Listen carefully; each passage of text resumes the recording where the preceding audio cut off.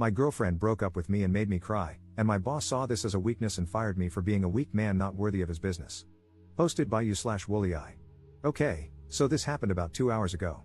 First of all, a little backstory. I'm a 25-year-old male living in Iran, which is a very crappy country to live in or be born in.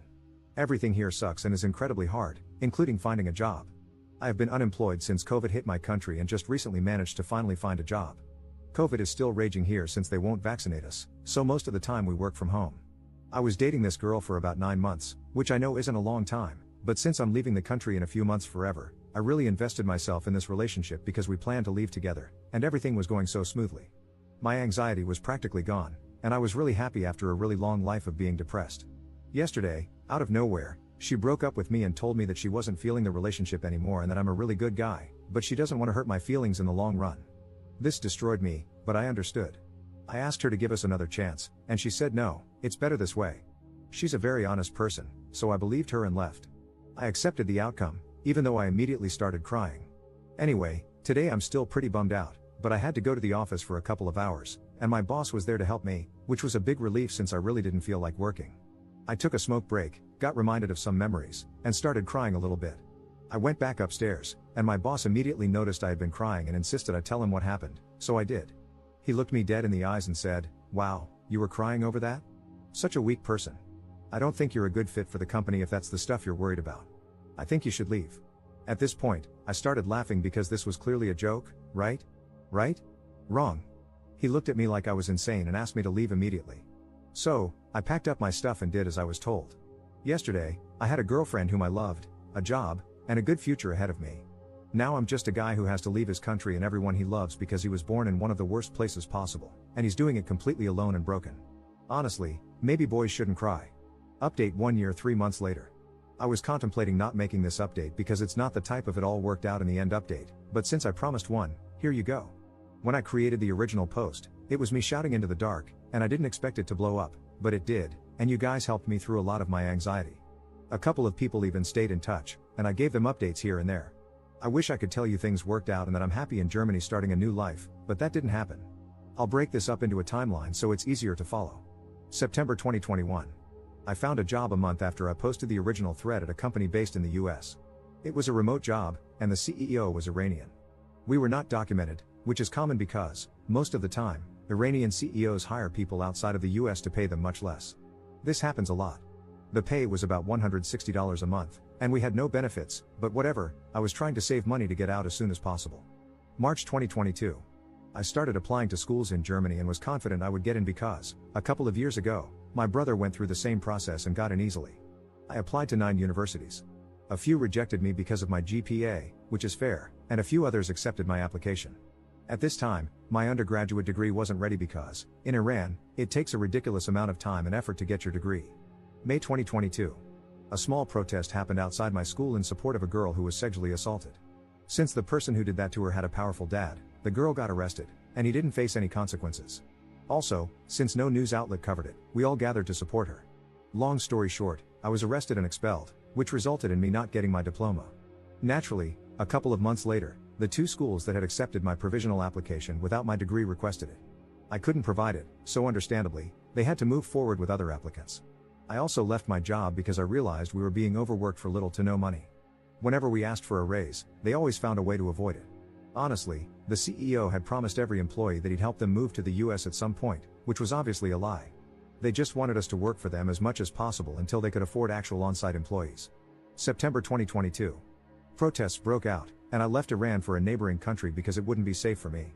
I was fairly active on social media about the whole situation, and a few thousand people followed me. 3 days after I left, they showed up at my house in Iran and tried to arrest me, but luckily, I wasn't there. If I go back to Iran, I won't make it past airport security. For the past 2 months, I've been trying to find a job, but I haven't been successful. I have a half-decent resume, but I keep getting rejected because of the country I'm in right now. I'm exhausted and out of options. I'm burning through my savings, and in a few weeks, I'll either be homeless or have to go back to Iran and get arrested. I'm in a really dark place and have little to no hope for what's to come. I miss my friends and my family. I just wanted a normal life. I know I'm being pathetic, and I didn't want to post this. I wanted something good to happen so I could update you guys with happy news, but everything keeps getting worse. This will probably be my last post on this matter and on Reddit. Sorry if I let you guys down. Second update 2 years 1 month later. First of all, I'm writing this here because I can't, for the life of me, figure out how to post on any of the previous subreddits without it getting removed. I don't think this will reach far, but to those who are interested, here we go. A couple of very kind Redditors reached out after my last post and helped me through those tough times, for which I will be immensely thankful forever.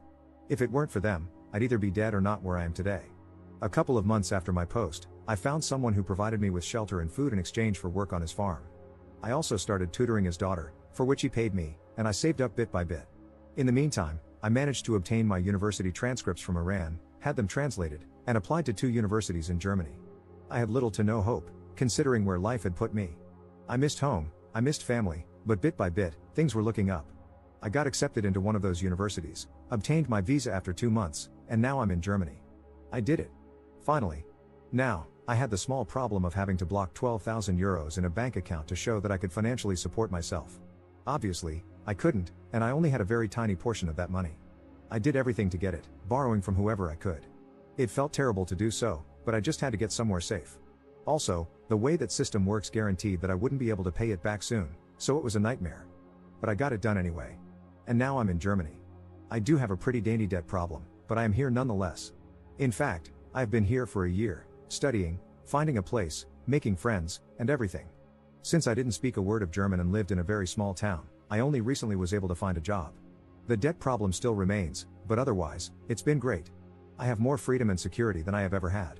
I even found someone, and we are really happy together. I have to mention, though, that 2 years ago, I was deeply involved in the protests in Iran, mainly on social media. For my safety, I couldn't disclose my whereabouts, but now I can, and I want to. I was in Turkey, and life was tough. However, some people in that country are just incredible. They took me in and helped me a lot, and at times, it even felt like home. So, to the people of Turkey, thank you for that. I had to hide from the VIA, Iran's Ministry of Intelligence, because they wouldn't leave me be, and you really helped me with that. For my next chapter, not that anybody cares, I have decided to change everything and start from the ground up.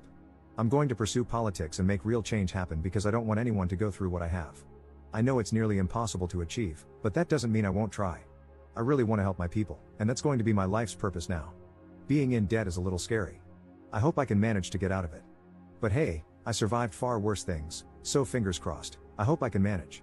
I want to thank the incredible people who helped me during this time, and I want to thank the person who reposted my post on r/best of Redditor updates. You are an absolute legend. Relevant comments. Commenter. I'm so glad the community was there to support him when he was going through such a terrible time. I can't even imagine living in a dark country during a dark time, thinking you were millimeters from getting out, only to have your girlfriend dump you and your job let you go, killing any chance of a quick escape. It must have seemed insurmountable at the time, and he could have taken a path he couldn't come back from, but finding support here helped him mentally move forward. This can be a brutal place, but in cases like this, where someone has no one to vent to or express themselves to, I'm glad we're here to be the void that supports and answers back in times of need. Ops response. Honestly, it feels really good when you see empathy in others. I don't want to be dramatic, but I hadn't known a good night's sleep for years before I came here. The first day I arrived in Germany, I think I slept for 14 hours in just one day. I slept so much in the first week, and I didn't even know why. It wasn't until later that I realized how exhausted I was from years of trauma. Commenter 2. Second generation immigrant here. Life is never easy for immigrants. I saw how tough it was for my parents, who fled their birth country and became war refugees, but with enough determination, they made it work. Things will improve as long as you're willing to make the effort. You'll probably have to spend more energy than local residents, have fewer opportunities, less of a safety net, and fewer chances to fail. That's reality.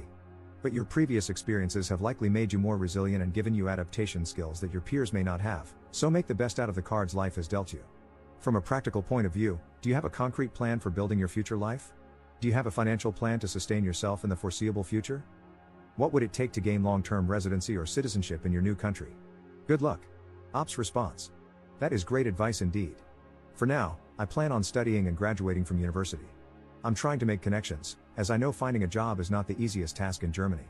However, I am putting every extra hour I get into writing against the regime in Tehran. The minute I get a chance to return safely, I will go back to Iran to pursue real change. I have grown so much since my first post about my country. I used to hate it and hate the fact that I was born there, but now it's completely different. I am writing to people of all ages and beliefs in Iran to try to have an impact, and fortunately, a decent number of people listen. I hope to grow from there.